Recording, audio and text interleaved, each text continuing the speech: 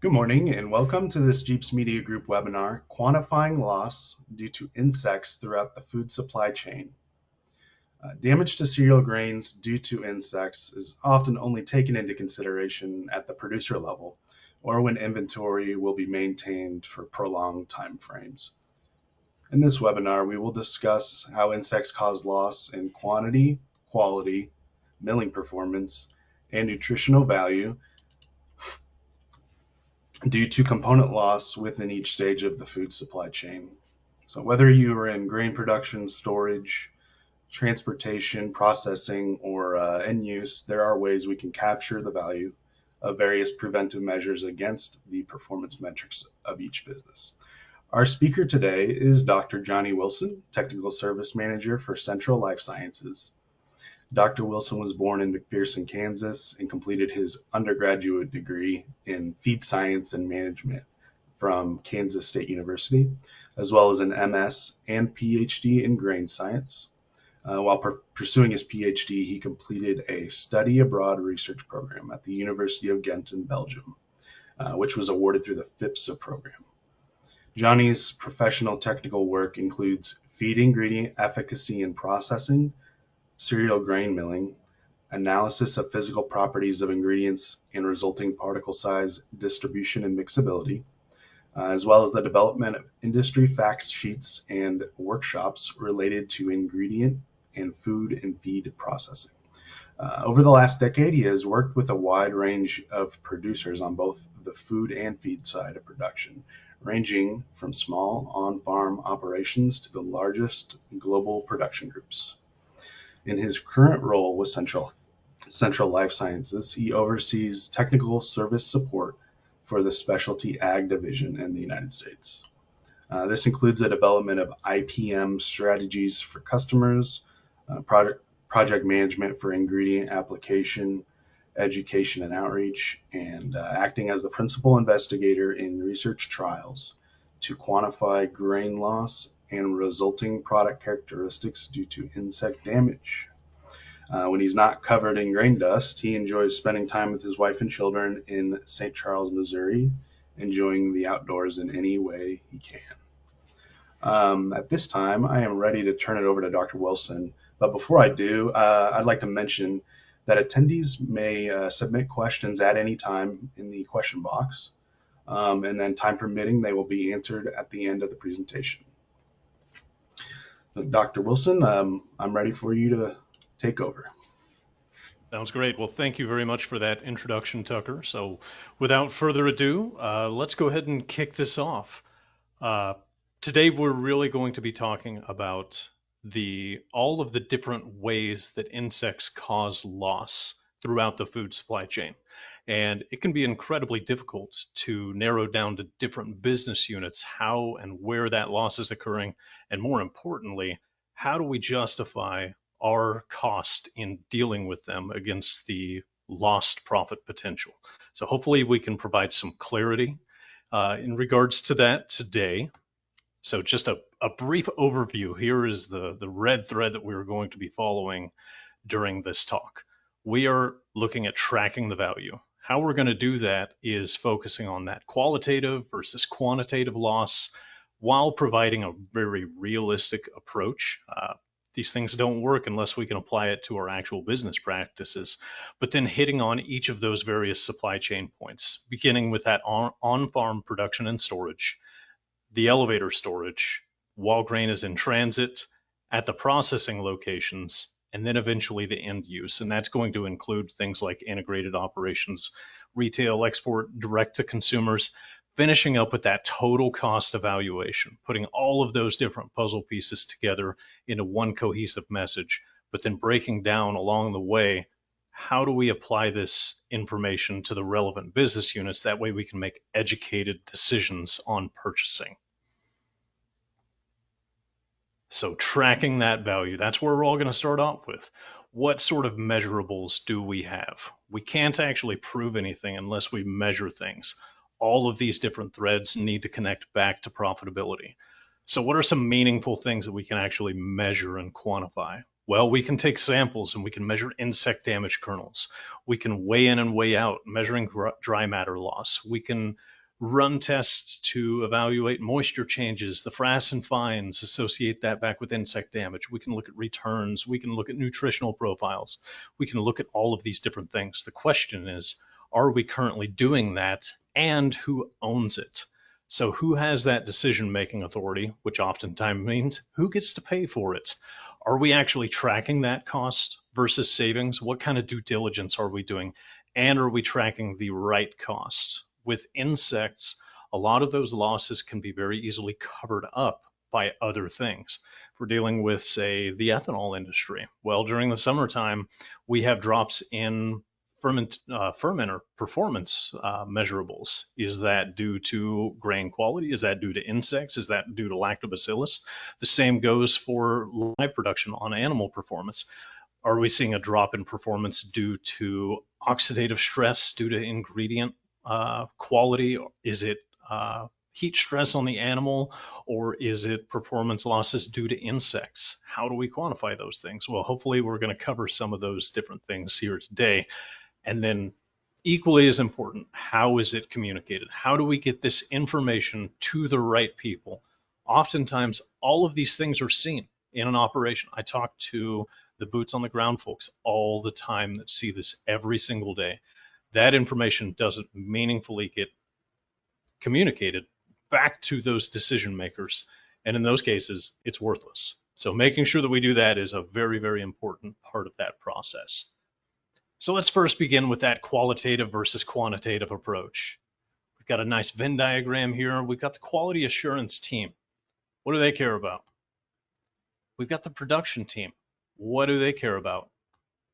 Well, quality is all about ensuring that we have those right measurables coming in, that we are stopping lower quality ingredients from even entering into our processing chain, and making sure that production has the tools available to them on the raw ingredient side to make good quality products. Versus the production team, they've got numbers that they want to hit. They want to go fast. It's all about throughput. Where do they overlap? Well, our goal is to make money. At the end of the day, profitability is the biggest key performance driver of all of these different businesses. So how do we meet in the middle to make sure that we are doing everything up front, as well as on the manufacturing side, to be profitable? It's not qualitative versus quantitative. They have to work together to make sure that that profitability is there. So in keeping with that realistic approach, we're going to outline some different things just to be aware of. We first have to admit the limitations of our individual operations. None of our operations are the exact same as the other one. If we're in a large corporation, none of our elevator locations or milling locations or live performance locations are going to be the same. Oftentimes, we'd love to compare them. That's why things like agristats are a big deal. That way we can get measurables and compare performance efficiencies. But we have to be realistic. The facility on the left-hand side that's nice and new and pristine can't be compared to the facility on the right-hand side that has aging equipment, aging bins. There's just limitations that they will never be able to overcome. But by identifying those things and realizing what we can control, that gives us power over those situations. All of this is to say, it's don't just give up. Don't say, we have a trash facility and there's just some things that we're never going to be able to do as good as that brand new one down the road. Use this information as a tool to make informed decisions and not an excuse. Recognize, well, we might have to spend a little bit more money on things like insect control or other quality control because we don't have aeration available like the facility down the road. Continuing on with that red thread, we've got tracking value along the supply chain, specifically with stored product insects. That's what we're going to be talking about today. Everyone on this call should be able to admit that we know insects cause loss in storage and processing. In fact, I bet a lot of people have seen that happening. The trick is, how do we apply these losses into our position? And how do we make it make sense to the business part that we are in. If we are on the production and storage side versus the end user side, what variables can we actually take into our equation to tell us, well, we tracked this thing and we eliminated it and we spent this much money, was it worth it? So at each of these different points along that food supply chain, I'm going to be using examples from research trials, case studies, historical data, and just more as an example of how it can fit in. Hopefully these are going to apply to your situation and scenario, but at the end of the day, these should be tools that we can use to look at our own individual operations and see how they best can be applied. So I also don't want to ever leave people hanging with just the problem. I like to present potential solutions as well as discussing what the problems are. So in keeping with that, I'm going to be giving a good, better, best approach for actions and going over some things that we can introduce to our operations that are going to give us real impact. So we're going to start with that on-farm production and storage. So our operating variables that we have to contend with, all of these different things on the farming and production side. How long are we going to be storing these things for? What sort of capacity do I have? Are these bins new? Are they old? Do we have this nice, beautiful plot where everything, all the vegetation is killed around our facility? Or are we in the middle of a forest where we have incredibly high insect pressure? Does this problem tend to happen regardless of what the weather conditions are, or is it very weather dependent? If we have a hot, wet spring, are issues bigger than a dry, cold spring? This image that I've shown on the right-hand side should not look foreign to any on-farm production scenario. This is a dockage schedule. It's very, very common to see at local elevators. And it's just all of these different grading metrics, from test weight to moisture, different sprout damage tests, foreign material tests, different aflatoxins that can be entered. So how do we connect our stored product insects to the metrics that we're graded on? This is where the rubber meets the road. What damage is being caused by insects that we can correlate to this dockage schedule?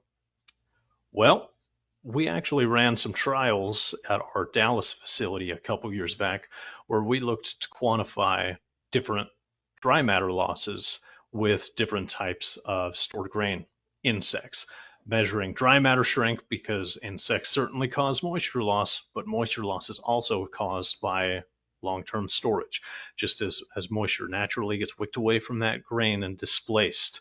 So we want to make sure that we correct on that we're not artificially inflating this. But also, as insects feed, they cause fines and frass. So totaling that up into that total amount of dry matter shrink, that way we can see, okay, on treated grain where there was no insects versus untreated grain where insects were held 30, 60, 90 days, we increase that level of damage up to 2%, 3%. Well, those are real numbers. If I know corn is trading at $3.50 a bushel, $4 a bushel, well, what's 3% of that? That's easy math.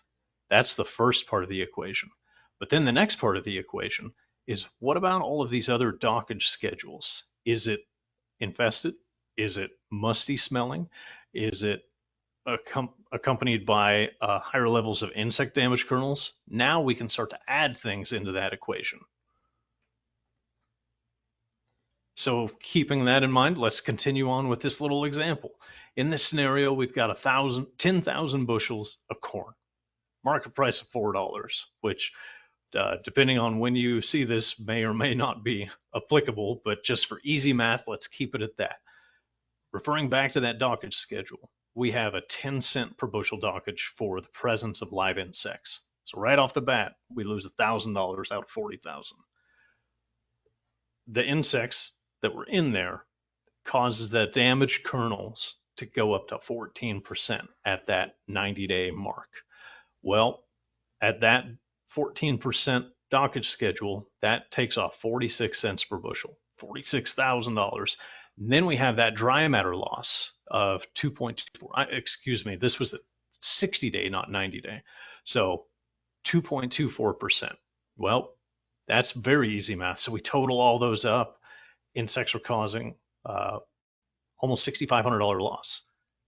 In a lot of situations, this is going to be unrealistic because we're always going to use management practices and blending to keep those numbers down.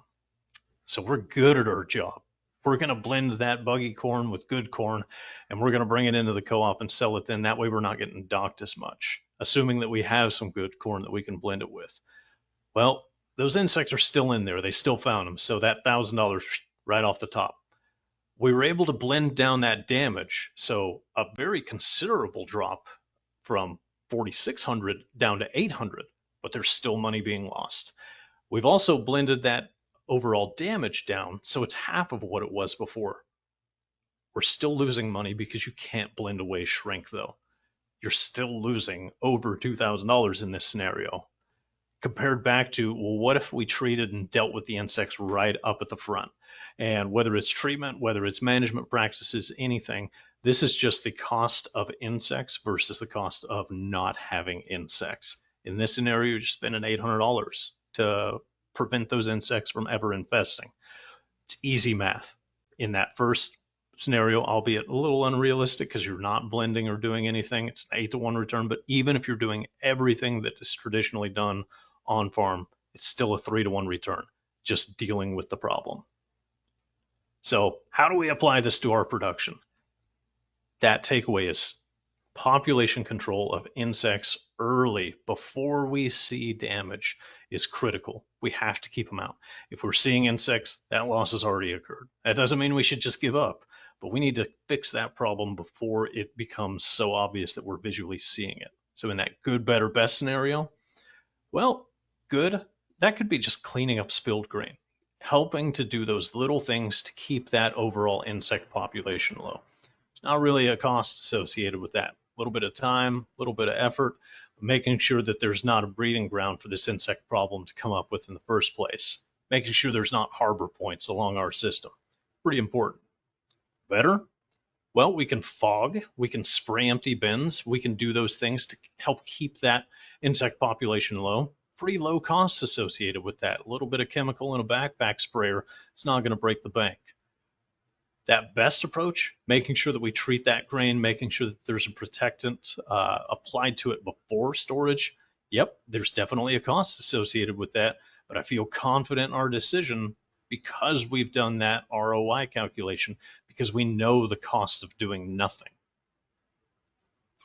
So moving on through our production supply chain, we arrive in that commercial elevator scenario from our on-farm storage. So how about operating variables?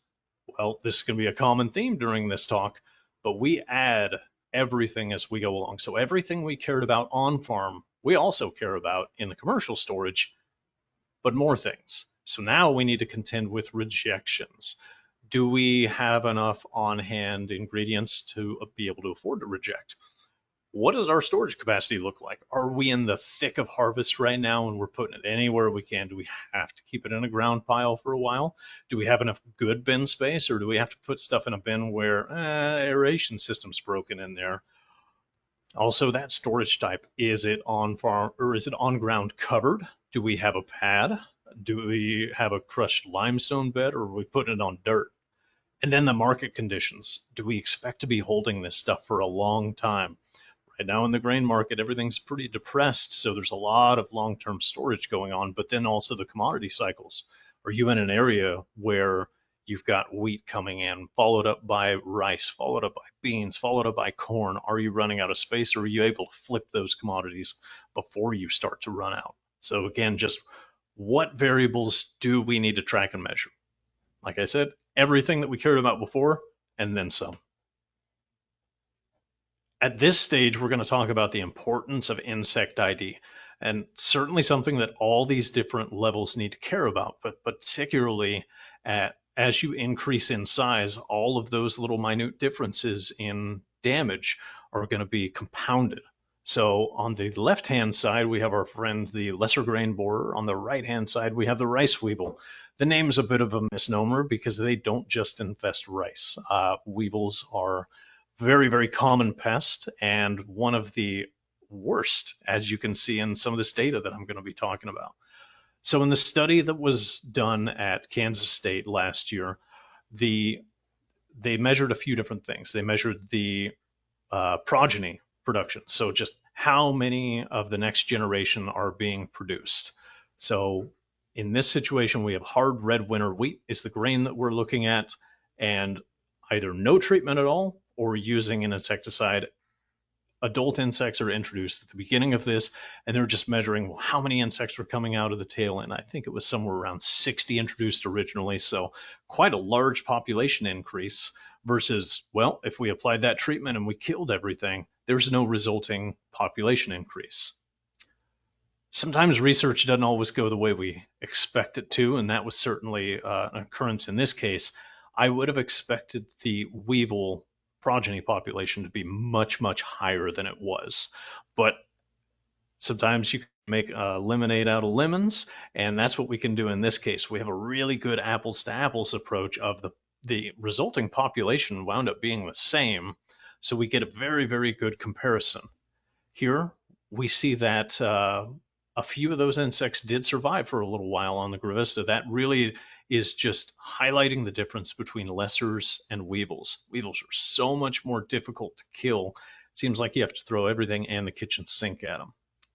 So the next thing they looked at was that average percent mortality. How quick do we see that kill happening?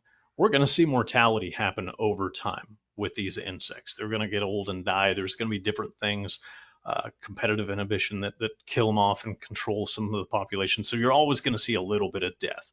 But with that treatment, you see that 100% efficacy at all those dates where you don't see any sort of population rebound. That protectant is working. It's doing its job.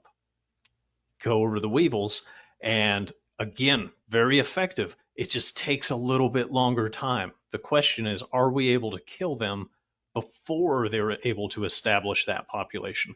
That's really what we fight against. In this case, the answer was yes.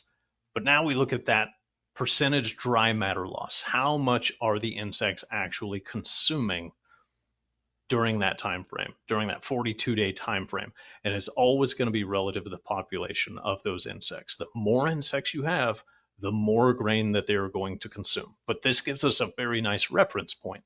In this situation, they lost 5% of that overall dry matter loss when there was no control versus nothing after we kill the insects. Pretty easy to understand. It's tough for insects to feed when they're dead. Now we go over to the weevil. Oh, this is the same population basically of weevils, but they more than doubled the amount of loss. They feed so much faster. So let's go back to our commercial elevator example. When you're taking in millions of bushels of grain, your guy at the receiving house running a quality analysis, being able to tell the difference between a lesser grain borer and a weevil could mean thousands and thousands of dollars, making sure that we get, oh, geez, there's weevils, so we're rejecting it, or there's weevils, so we've got to do additional treatments on it to make sure that we're controlling the population, becomes hypercritical at this step. So again, just applying that data to the commercial elevator. Do we have the right training in place for that insect ID? Do we have someone that can tell the difference between a lesser grain borer and a weevil? Do these storage impacts, do our storage options impact us? Kind of one of the golden rules of grain storage, weevils love high moisture. They love that corn that's above 14% moisture. If we're keeping it on a ground pile and we don't have aeration, it's really tough to start to pull some of that moisture out of there. You're going to have a longer incubation time available for those weevils to get in there. So it's just something to consider when we're looking at that initial treatment. Can we blend and manage? Do you have enough stuff on hand to where if you do have an insect population growing, can you blend it down enough to where your customers will accept it? Do we have labor and equipment? All of a sudden, we're treating a lot higher volume of grain. Maybe on the on-farm scenario, we can get by with just a 200-gallon tank mix. And when you start to get into a scenario when you're holding 5 million bushels, and the idea of mixing up and diluting a grain protectant every couple hours, that gets pretty cumbersome, and your employees aren't going to appreciate that. So maybe we need to look at an inline blending option, automate that system. install a metering pump that's tied into a water line hooked into a relay signal on our equipment that automatically starts and stops it. One less headache to have to worry about. So in this good, better, best scenario of how do we actually get a meaningful solution in place, planning. Planning doesn't cost anything. Knowing how much we're going to have coming in, when we're going to be rotating out, what are our expectations of this local community that we're supporting, always a good idea. Better, doing a little bit of training with our employees to teach them how to do insect ID and do it well.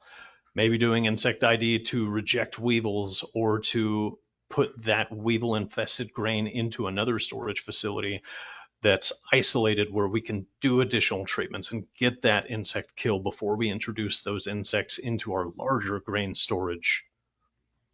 Best, if you can divide those quality streams based on the insect ID and damage level and treat them accordingly, then we don't have to spend a whole lot of money on the grain that we're going to be flipping fast or that's not coming in infested, but utilizing a lower cost solution, and then we can throw more resources at that infested grain.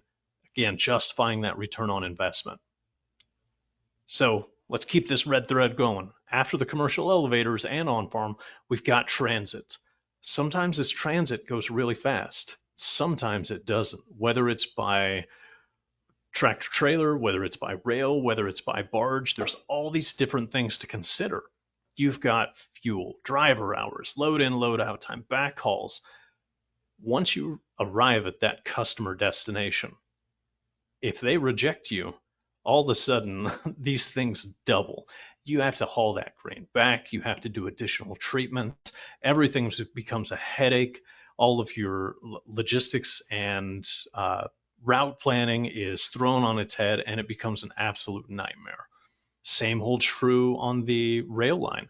Well, if your customer is finding live insects in there, and all of a sudden you have to look at fumigating rail cars and keeping them on the rail, are you getting docked by the rail companies for going over on your time limits? How about active transport versus idle time? Now you have to have those cars sit there while they're being dealt with. When does that ownership transfer? Certainly those bugs that were in transit were consuming that entire time, but was that way in, way out at the start of shipping or at the end? With barges, it gets even harder, or cargo containers out on the ocean. All of these things increase, but it's really the same variables just applied into larger and larger scenarios. So how about a good, better, best for this situation? Knowing the market, knowing what is available from our competitors, how desperate are a lot of those customers out there? Are they likely to reject everything because there's tons of quality grain out there on the market? Or are they likely to take anything they can get their hands on and they're not going to complain too much? Communicating, knowing the updated supplier requirements. I just ran into a situation like this where all of a sudden a local elevator was getting a ton of returns and rejections from a customer, and they couldn't figure it out. They thought that they had a big insect problem. Well, we went out and investigated. We certainly found dead insects, but no live insects. Only that customer had updated their receiving requirements to include dead insects on there as well. That wasn't communicated. The elevator didn't know what was going on. They just knew we're getting rejected. Well, if they knew that those requirements had changed, then they would have looked a lot closer at the grain that was being shipped out, or at least worked with that customer to understand why they came to that decision, and maybe could have worked it out before paying a bunch of money in fuel and driver hours and load out time and all of that. And really, that communication, that is the best thing that you can do in these scenarios. We keep on going down this supply chain. We hit the processing side. So starting with that on-farm, the commercial elevator in transit, it's got to go somewhere. That raw commodity has to be processed. So these are going to be things like byproducts, distillers grains. It's also going to be food and feed processing. So flour mills, feed mills, dry corn milling for chips, anything like that. All of those different scenarios are going to be included under this umbrella. All those operating variables, everything that we talked about before, and then some. Are we integrated? Do we own the grain? Do we own the elevators? Do we own the processing facilities? Do we own the live operations? That's going to be a big consideration for this one. Can we reject? Do we have enough? Do we have a light enough production schedule to where it's not going to inhibit our ability to make feed? Because all of a sudden, those live farms are those feeders are running empty and animals don't perform well on no feed. What do the market conditions look like? Is it a really, really light market space, or is there a lot of options out there? And again, going into those storage cycles of, is there a lot of new crop corn available, or are we getting to the tail end where we know we're going to have to accept some stuff that's not going to be great, but not great is better than nothing. More than anything, it is recognizing the limitations and uniqueness of different facilities and different organizations. No two companies are going to be the same. What they can accept regionally at one location is going to be totally different than another region at another location. It's at this point, I'm going to take a little bit of a segue and we're going to talk about that ideal communication and planning.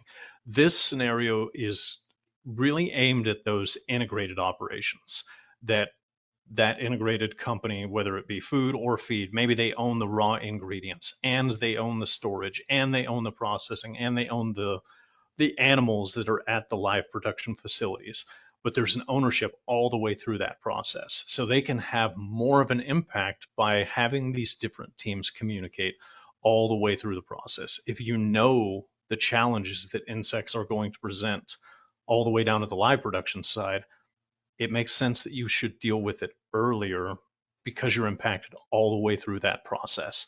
So having good communication all the way from your procurement team to the nutritionists to production, everything goes back and forth. Everyone can talk about the shortcomings, the opportunities, everything like that. It's a perfect world, right? We all do this, right? Well, sometimes. The reality that I see oftentimes, and certainly want to make it known, this is not every single integrated company that I work with. Some are better than others, but it does happen, and it's something that we have to be honest about. Sometimes it gets messy between procurement and the nutritionist. It goes back and forth. There can be fractured communication, missed schedules, lack of planning. Maybe it's just that the procurement team has this awesome opportunity to purchase a grain commodity at 5% lower than market value. And they don't let the nutritionist know that this is coming, and they're not prepared to make formulation changes in time. It causes a big headache. Then that's a trickle down effect to production where now demands are being made because procurement bought this thing, nutrition just has to use it, so that means production has to make it. Well, there's not an opportunity for feedback from production because the decision's already been made and it's just trickled down to them. So who do we complain to? No one. We complain to ourselves, and nothing gets better, and employees get demoralized, and it all starts because of communication or lack thereof. So in this integrated example, we're going to apply this to a commercial flour milling operation and look at all of the different individual processing points in it to be able to track our value, to be able to, for production, to communicate effectively to procurement and say, all right, you thought that you saved a nickel on that bushel of wheat by taking a lower quality product, but you didn't make a nickel. You lost a quarter because you messed with all of our different production metrics, and we lost yield at every one of these different processing levels. So where can we measure from? We're storing on site. As these integrated companies are getting larger and larger, they're back integrating into elevator storage. So that's something that we can track. We're cleaning grain as it's coming in. Certainly we can measure the amount of fines and frass coming off of those scalpers. We've got dust handling systems. We're collecting all of that. That's going somewhere. We know when we start getting bad grain in, if all of a sudden our dust handling systems are filling up faster than they should have or plugging up. We know the quality of our grind coming off. We are constantly doing particle size distribution and fines analysis. We're making real time adjustments to those rolls all the time to make sure that our end product is within spec. We've got more reduction, more combining, all of these different things, and then our end blending and product streams. These are all measurables that are gone over every single shift. Adjustments are constantly being made.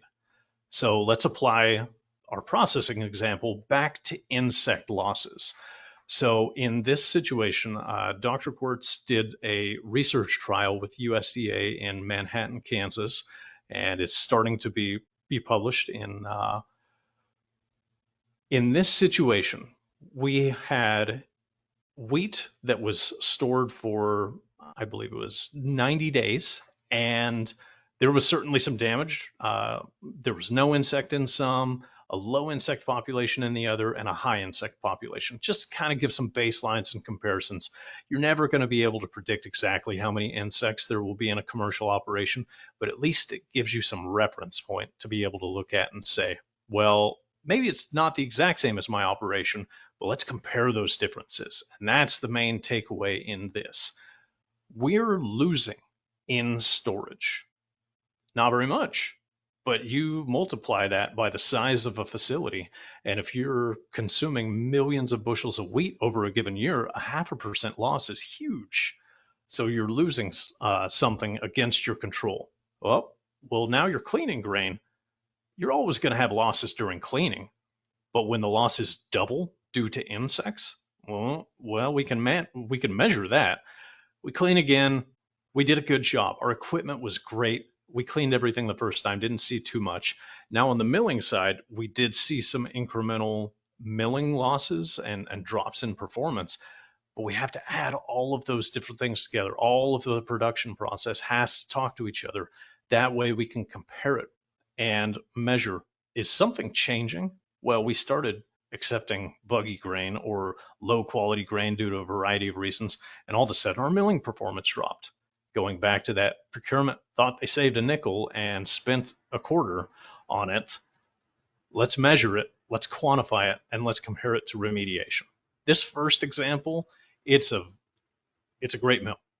It's a mill that is capable of pulling out a lot of that lower grade end use material that is capable of hitting the regulated amount of insect parts per weight of end use flour. This would be the best example that you have. Brand new flour mill that has updated equipment, that has very competent operators operating their equipment and machinery at a very high level, and they still have almost a full percent loss due to insects. Best case scenario. Now we get into the realistic scenario. Not every facility is brand new. Maybe we're in the process of updating things. Maybe equipment needs adjusted. Maybe it needs refurbished. Everyone has labor struggles out there. No one has a perfect labor force. That's just a fact of business that we have to deal with. We do the best job that we can with the tools that we have. And in this case, we have to remove more material to meet those specifications. We have to go through more cleaning steps to remove those insect parts to get down to a level that's acceptable to where we can sell our product. Because of that, we have to pull out way more during those cleaning steps. Instead of 0.3%, we're doing 10 times that much and pulling out 3% on our cleaning steps. Well, now regardless of the low or high insect population, we're pulling out a ton. We're still getting credit for that. In this scenario, we're still selling it as mill feed, so we're not just trashing it, we're getting a revenue stream from it, but it's not nearly as high and high cost as flour is. So just making sure that we can compare this example, and across one company, you might have one facility that is in the top scenario. You might also have another facility that's in the bottom scenario. Well, we can be strategic with our processes and programs and make sure that a facility that's more vulnerable to these losses, we have some other programs up front that we can help and deal with. So on that processing side, the good, better, and best, employee training, always very, very low cost, teaching them what to do to keep their facility operating at a high level to not have those harbor points where insect populations can grow. Supplier verification and training, again, low cost, making sure that we're communicating with our vendors so that the highest quality ingredients are showing up and letting them know if we've made any changes in our raw material spec sheets. And then the best, we can sit down and have strategic planning sessions with the buyers, with the formulation, with production. I know it's time, it's effort, but that communication pays off in the long run. When there are clear expectations set forth, it's always worth it. Now we're starting to get to the end of that supply chain. End use. We're still talking about integrated operations, but adding in retail, export, direct to consumers, what are our operating variables? Just like before, everything we covered and then some. Well, now we have to deal with nutritional composition. This is where it gets fun because in addition to mass loss, those insects are consuming specific nutritional components like starch, like protein, like fat in higher quantities early on than some of the other things. So we're altering the nutritional profile. That's pretty important if we are a corporate level swine nutritionist or poultry nutritionist to formulate our diets, right? We also have that sensory and observation portion to deal with. If we're selling retail feed, customers are picky, but they should be. They're not going to accept inferior quality products. They're paying a lot of money for this. There's that competition aspect. They can be picky because they have options. So in this example that I'm going to give, we're going to talk about an integrated live animal production scenario where we're measuring the nutritional assays, all of these live production variables like feed to gain ratio, average daily feed intake, the rate of gain, how much feed is staying in the system on a set amount of time based on those different inputs. Well, how can we apply insect loss into a live production scenario? Well, thankfully, there's been some studies done on component loss of corn due to insect damage. This is a really great study that was done a few years back where they actually measured the percent insect damage kernels and correlated it to a mass loss in the grain as well as a component loss on protein, on energy, on fiber. So knowing, oh, if we can measure 5% insect damage kernels in that delivery that was made, we're going to drop that total weight by just over 2%. But it's more than that because they're consuming protein and carbohydrates in different levels. There's different levels of nutritional loss relative to the amount of damage that we see. That's going to change how we formulate, or it should change how we formulate. If we don't make those corrections, we're not going to get efficient growth in our animals, and we're going to see that overall kilocalorie loss of 2.3%. Well, it's a compounding effect. Now we've got more feed that our feed mills have to produce. We have less efficient growth, which is going to mean less barn flips. Best case, we're going to have to reformulate to increase the energy and protein. Well, now we have to add more choice white grease in. Now we have to bump up the level of soybean meal in the diet. All those things are cost. We can track that increase in cost per ton of feed versus how much would it cost to put a grain protectant on that corn before we start storing it. I can promise you it's almost always going to be cheaper to deal with the product with the problem as early as you can versus on the back end. So that in-use example, good, better, and best. Good, live operations and retail feedback, which is great because we never have to ask for feedback. They're always happy to give it to us. Anyone that's ever worked in a feed mill knows this. The live production is not shy about letting us know when an issue comes up. Better, how about we actively monitor returns and complaints and compare that to if any sort of operating parameters that have changed. Maybe procurement went out and bought a bunch of buggy corn and we got stuck with it and we had to use it. All of a sudden, our production schedules are all out of whack. We're being told to make more feed. Our tonnage requirements are going up. Our instance of Indian meal moth in feeding systems is going up. The live operation complaints are going up. Can we meaningfully tie that back into a change that was made on the front end? using that information to capture the value between all the different business units. More and more companies are becoming integrated because it makes financial sense to control all of your input costs as well as your output profits. But it only makes sense if we can apply those different things all the way through the production chain. That leads us to the final point that I want to make, and it's that total cost. We're all affected by the cost and losses associated with insects, but it only matters if we can apply it into a language that our people can understand. If we're not linking the insect damage back to the things that we're seeing, we can't justify the cost of dealing with insects. If we are measuring these things, if we're looking at these things, we can almost always justify controlling those insects. Some other factors that I want to leave you with to ponder: biosecurity. It's always a hot button issue. If I was doing a talk about mosquito control, certainly we know about things like West Nile virus or any of those bloodborne pathogens that insects can carry.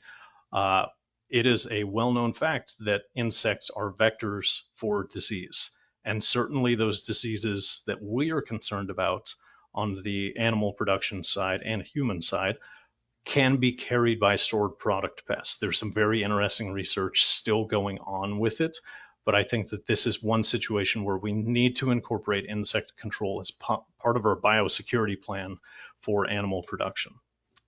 The performance loss from oxidative stress. These insects are boring into the kernels. They're exposing more of that starch that's naturally protected by the kernel pericarp.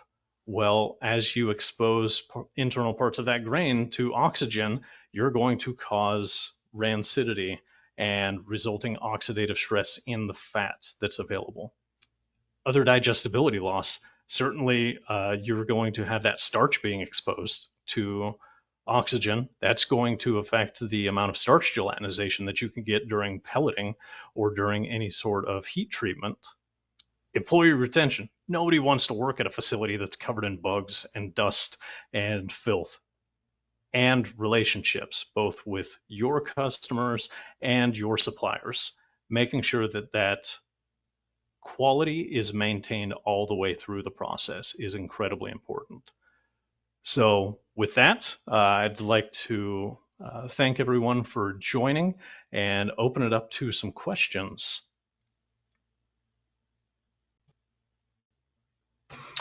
Thank you, Johnny. At this time, I have a few questions that have been submitted during the presentation. At this time, though, you can still submit questions, and we'll get to them if we have time.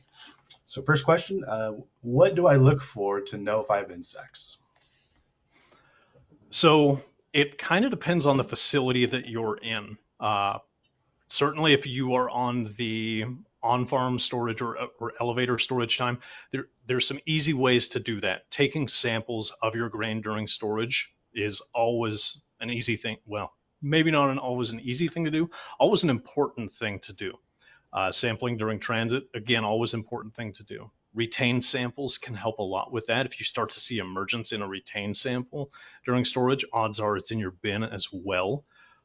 There are indicators from heat and moisture migration that can tell you if you're doing active monitoring during storage inside of your bin. You can correlate that back to insect population increase. But if you're in a facility itself, certainly doing insect trapping has always been a very popular method, and it tells you where you can do targeted treatment. If you've got traps set up all throughout your facility and you find way more bugs in 10% of the traps that are isolated in a certain part of your facility, well, maybe it tells you you need to concentrate efforts over there. But then just visual damage indicators, the shot hole in a kernel of grain, or the track marks through dust that's on equipment. All of these are indicators for insect activity. That active monitoring is huge during it, though, and insect traps are cheap.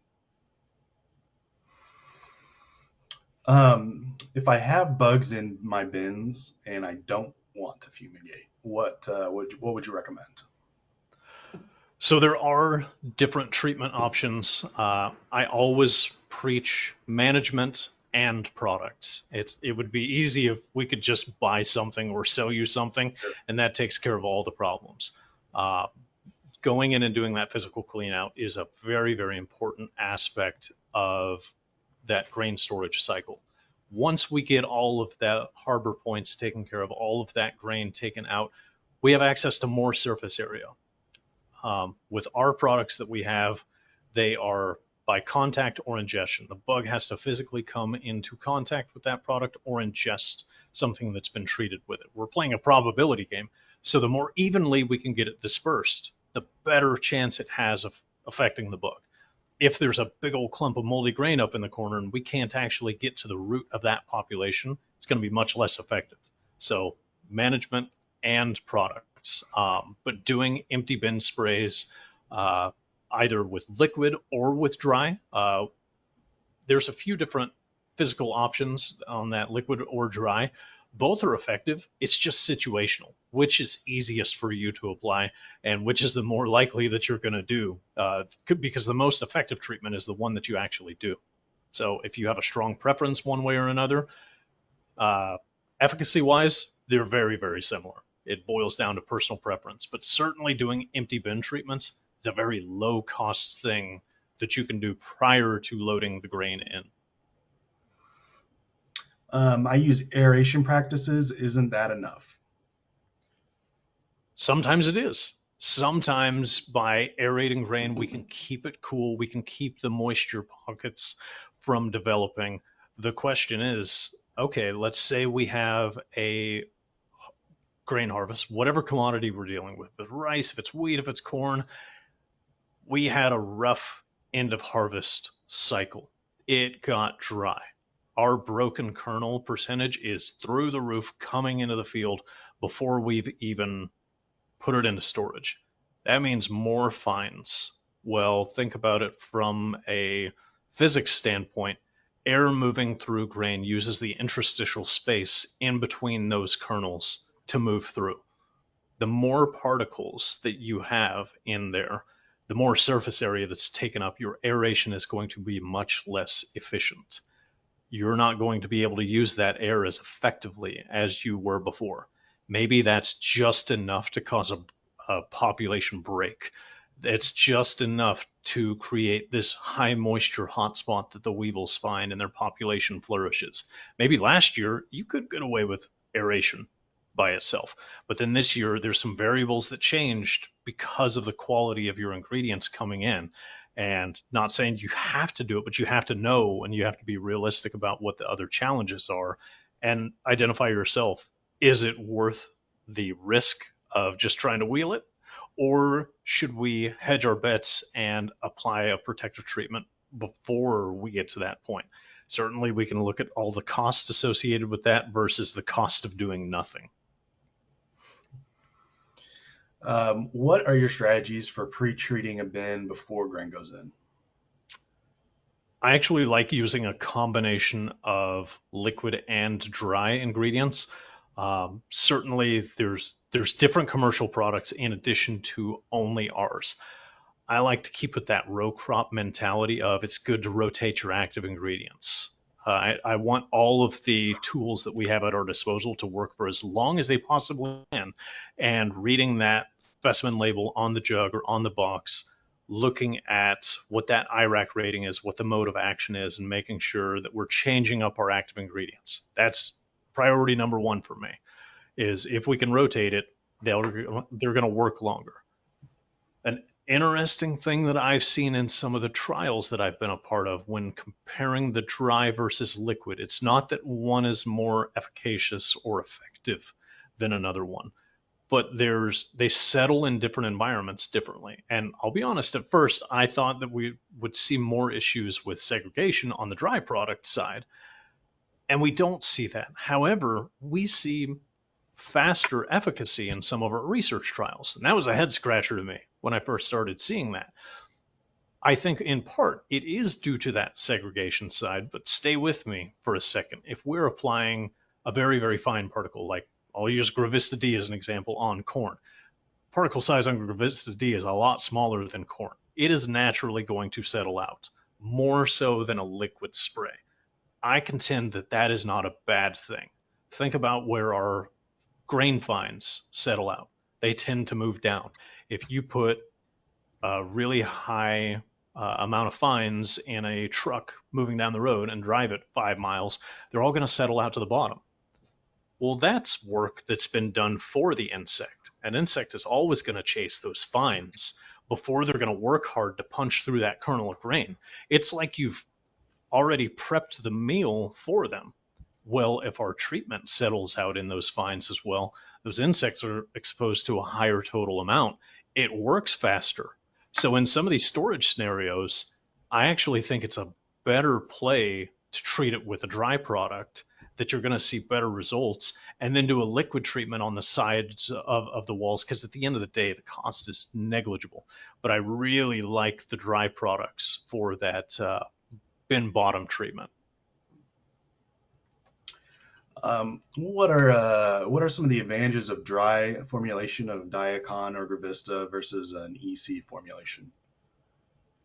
Oh man, I think I might have answered part of that. Yeah. Um, Now that is something that hasn't been scientifically verified. This is just one person's operation. Your mileage may vary in your operation. Certainly, if we're looking at something with a more fibrous pericarp like rice versus a smooth, waxy pericarp like corn, it's going to be a lot different. Um, Other advantages, though, with all the liquid products, you do have to dilute them. There's got to be water available somewhere. If you don't have a water source right there, it means you have to haul water. That's not always fun to do. Versus the dry, it's ready to use. You just dose it and go, whether that's through a seed applicator, a screw conveyor, or just tossing scoopfuls in as grain is unloading. It can be a lot easier to use. It's kind of a scale problem, though. You don't want to do that if you're treating 10 million bushels of grain. Your arm will get very, very tired. If you're treating 10,000 bushels of grain, well, that's very, very easy to do in a situation like that, and probably easier to do than diluting a liquid in a set amount of water and making sure that mixing is taking place, making sure that my pump speeds are set right and my nozzles are set good. So in the right situation, normally it's the lower volume or situations where water's not available. Dry is definitely the play. Okay. I've got time for one more question. If water, excuse me, I just got a new one here. Can we mix with mold inhibitors or other grain additives? A lot of times, yes. I will say that that's definitely one that you have to read the label on, but there are a lot of tank mix labeling for most of the products in our portfolio. It's going to be outlined on the specimen label under a tank mix section. But in most cases, and certainly like on the seed protection side, they can be included in the cocktail of seed protectants that are added on there as well. So say a lot of times, absolutely, but definitely consult the label. Sure. Okay, that is all the time we have for today. I'd like to thank Dr. Wilson and Central Life Sciences for the webinar this morning. I'd like to let everyone know anyone who registered will receive a link to the recording automatically. So that concludes our presentation for today. Thank you, Johnny. Thank you. Have a good day, everyone.